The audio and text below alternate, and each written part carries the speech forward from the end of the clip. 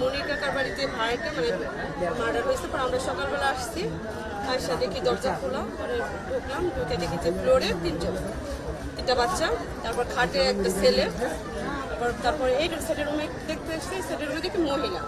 এটা মানে মহিলাটার খুব মানে বিদ্রুটা ভাবে মারছে। আপনার দুইটা হাত জানালা বাঁধা ছিল লাইলন সুতা দিয়ে, তারপর আপনার মানে মুখে কস্টিপ মারা, তারপর আপনার গলার মধ্যে নতুন হাড়, নতুন শাড়ি, চোখে উন্না বাঁধা, মানে মনে হয়েছে এখান থেকে কোপাইছে যে পুরো ফ্লোরের ওয়ালে আপনার রক্ত ইয়ে করা।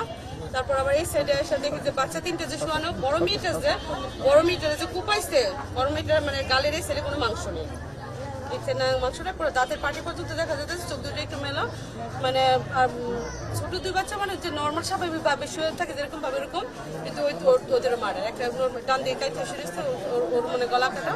আর যে খাটের উপর যে ছেলেটা দেখছি নর্মাল ভাবে শোয়া, শুধু হাতটা এরকম মানে ওই সাইড দিয়ে মনে হয় উপাইছে। ফোন দিয়ে আনলা, পরে ও এখানে আইছে, তা কালকে ওর সাথে আমার কথা হয়েছে অন্য মোবাইল দিয়ে, 8টা বাজে কথা হলা, পরে মনে করেন আর কোনো কথাবার্তা ওই নেই। তা আমি খালি ওরা একটু জিগেলাম, তুই কি ওখানতে আইসে ডিউটি করবি? হ্যাঁ ভাই, সকালবেলা হেনতে যাই ডিউটি করবো। আচ্ছা ঠিক আছে। পরে মনে করেন সকালবেলা আমার ভাগ্নে ডাকতে গেছে, আমার এক জায়গায় থাকি তো, ভাগ্নে ডাকতে গেছে, মামা এই খবর এরকম রসুল মামারে আর শারমিন আন্টিরে মারি লাইছে। কে মারছে? ফোরকার আঙ্কেল মারি লাইছে। কি কইস তুই, খবর পাইছিস কোনতে? কয় বাড়ি ফোরকান আঙ্কেল বলে ফোন দিয়ে কইছে তার বাইরে, তার ভাই আবার ফোন দিয়ে কইছে তার বাপ মারে।